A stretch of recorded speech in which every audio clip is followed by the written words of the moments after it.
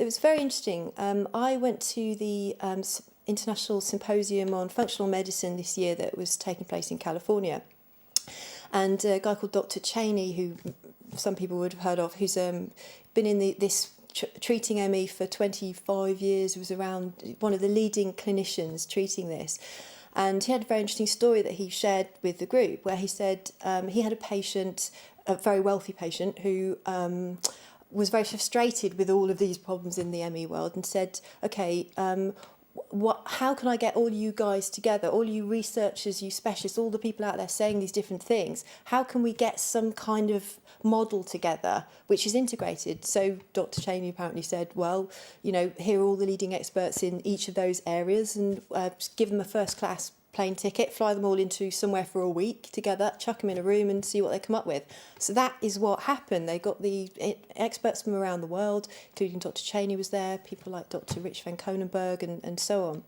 And the most interesting thing that Dr. Cheney said was that any time any of those specialists got up in front of the conference and said, we have the answer to ME, the rest of the conference, in his words, creamed them.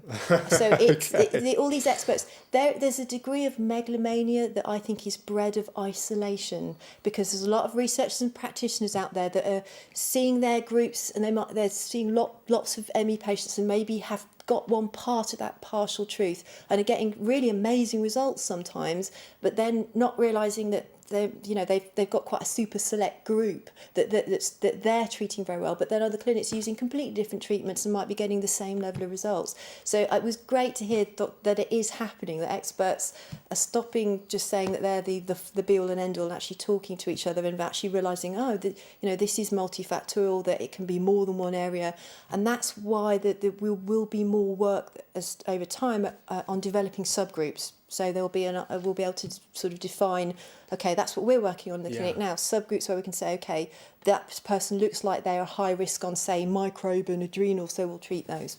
Yeah, no, it's interesting, and it's interesting when you have different people that see it from their one perspective, and I think it's also linked into people's businesses are built around them having a certain idea, and it's very difficult to have an open conversation with somebody whose financial security is dependent upon one way being the true. way, and people are all human beings, and that's kind of how they see it. Yeah, it's a shame. It wouldn't take anything away from what they're doing if they realising that it was a partial truth, that these practices they're sincere, they're basing it on their experience, and they've got a lot to offer. It's just we all just need to talk to each other more, and it is going in that direction.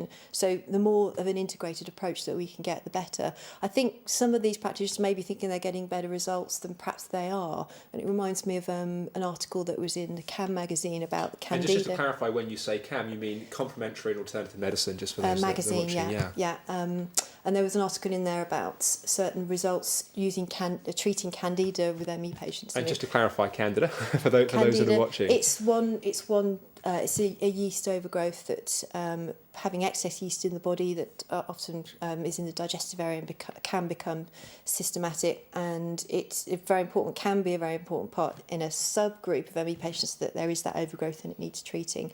And there are some practitioners saying that ME is Candida, and I think they're thinking over the results should have been better than they were, and there was a study done showing that the results weren't quite what that particular practitioner thought they should be. And I think that's going to be a common thing. We actually look at what results people are really getting. They might be getting like maybe 30-40% of really significant improvement, but that's still only 30 or 40%. And what's wrong with the other 60%? Well, there's completely different things that they need, or there's more than one thing. That's the other key thing. You can work on one area. I can sort somebody who's got adrenal fatigue out, and then they might have 3 other areas that still actually need treatment, and they won't feel the difference until we've taken a multifactorial approach. So. Yeah, but the interesting thing from what you're saying just at this point is that in such contrast to what's out there in the standard medical system, you're actually saying that ME is treatable. Yes. That you're actually saying that there are treatments that are effective, and there's obviously still a lot of clarification to be done in these areas, and we'll talk more specifically in a little bit about some of the areas that seem to be effective. But you're saying that ME is a treatable illness, It is. To some people that in of itself I think is radical. Yeah, it's true. I think it's interesting. There is, that we need to be more research, and we're definitely on board with doing that. The one study on, if you take the Dr. Teitelbaum Holtorf range of clinics that are opening across the United States, that there is a double-blind placebo-controlled study done with chronic fatigue patients, treating with looking at suboptimal imbalances and multifactorial approach, but they kind of ignored the mind-body thing. I think they were getting about 50% recovery rate, 46% significant improvement over a 3-month period. So it is possible, but there's no emphasis. There's nobody's talking about those kind of results or studies. It's all the emphasis is being put on. We need to do more to prove that it is treatable, which is what we plan to do. So.